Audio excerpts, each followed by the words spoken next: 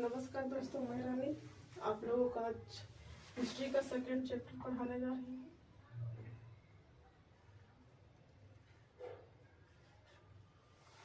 जिसमें हम पढ़ेंगे आखिर खाद्य संग्रह से भोजन उत्पादन तक की मनुष्य आखिर मतलब किस प्रकार से अपना भोजन का संग्रह करता था, इसके बारे में हम पढ़ेंगे। तो जिसमें हमें सर्वप्रथम पढ़ना है कि आरंभिक मानव।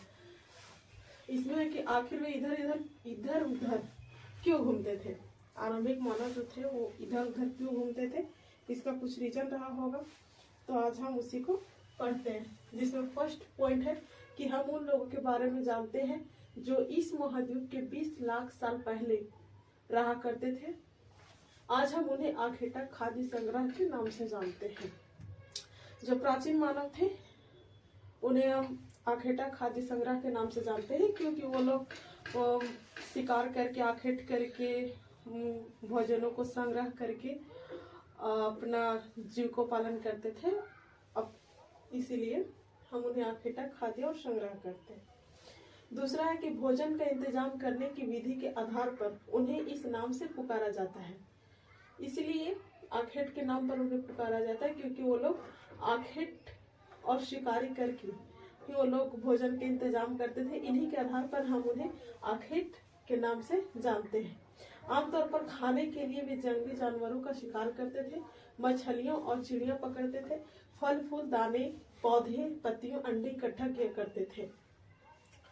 तीसरा है कि आखेट खाद्य संग्रह समुदाय के लोग एक जगह से दूसरे जगह पर घूमते रहते थे। ऐसा करने के कई कारण थे। वो लोग भोजन के लिए एक जगह से दूसरे जगह पर भ्रमण करते रहते थे। आखिर कुछ रीजन रहा होगा जिसके कारण लोग यहाँ से वहाँ भटकते रहते थे। जिसमें से फर्स्ट पॉइंट है कि पहला कारण यह है कि अगर वो एक जगह पर ज्यादा दिनों तक रहते तो आसपास के पौधे फलों और जानवरों को खाकर समाप्त कर देते थे। इसलिए और भोजन की तलाश में इन्हें दूसरी जगह पर जाना पड़ता था। एक जगह पर जब वो एकत्रित रहते थे तो भोजन या अर्थात शिकार वगैरह कर करके वहां पर रहने वाले जीव जंतुओं का आखेट करके समाप्त कर देते थे, जिससे कि वहां पर जानवरों की कमी हो जाती थी। तो वैसे में वो लोग भोजन की तलाश में इधर उधर भ्रमण करते रहते थे। तो फर्स्ट पॉइंट हमने देखा। सेकेंड पॉइंट है कि दूसरा कारण यह है कि जानवर अपने शिकार के लिए या फिर हिरण और मवेशी अपना चारा ढूंढने के लिए एक जगह से दूसरे जगह जाया करते थे। इसलिए इन जानवरों का शिकार करने वाले लोग भी इनके पीछे पीछे जाया करते थे। दूसरा कारण यह है कि जानवर जो होते थे जो जंगलों में रहा करते थे वो अपने भोजन के लिए हिरण या मवेशी के पीछे पीछे जाया करते थे। तो जो इंसान हुआ करते थे, मानव हुआ करते थे, वो लोग जानवर के पीछे जाते थे ताकि उन्हें उनका शिकार कर पाए।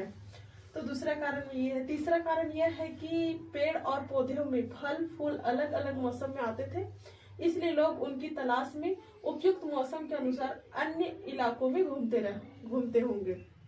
तीसरा कारण हमने ये देखा है कि जो मानव होता है तो इस मौसम के अनुसार मतलब सब पेड़ पौधे में फल फूल वगैरह लगा करते हैं। तो ठंडी के मौसम में कुछ अलग फल होता है, तो गर्मी में अलग, तो बरसात में अलग। तो वो लोग जिस मौसम में जिस इलाके में फल फूल वगैरह लगे रहते थे तो वो लोग वैसे वैसे भ्रमण किया करते थे, इसलिए वो लोग इधर उधर घूमते थे। चौथा कारण है कि पानी के बिना किसी भी प्राणी या पेड़ पौधे का जीवित रहना संभव नहीं होता है और पानी झील झरनों तथा नदियों में ही मिलता था।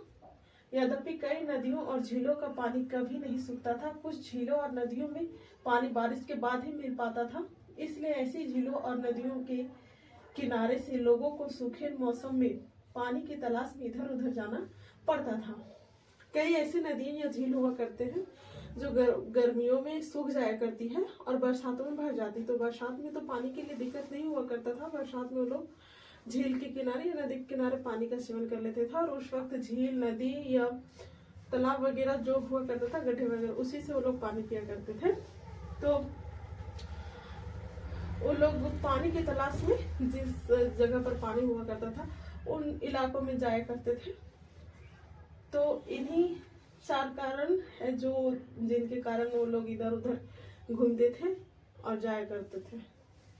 बाकी देखते हैं आगे। आज के लिए तक